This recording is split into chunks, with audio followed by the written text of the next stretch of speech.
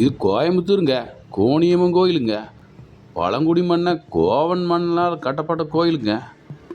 இந்த கோயில் 1600 வருஷம் பழமையான கோயில்னு சொல்கிறாங்க. இந்த கோயிலோட கதை கேட்டிங்கன்னா பயங்கர சுவாரஸ்யமாக இருக்குங்க. கோவன் புதூர் கோயம்புத்தூர் ஆனதுங்க. இந்த கோவன் புதூர் தான் இப்போ மருவி கோயம்புத்தூர்னு ஆச்சுங்க. இது கோயம்மான்னு வழிபட்டு இருந்தாங்க. அப்புறம் கோணியம்மன் ஆகி போச்சுங்க.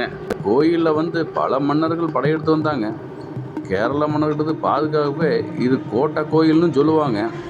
கோயம்புத்தூரோட குலதெய்வமாகவும் கோணியம்மன் தாங்க இருக்கு. அப்படி இந்த கோயிலோட சிறப்பு பார்த்திங்கன்னா, கோயம்மா திருவீதி உலா வருவாங்க தேர்லிங்க.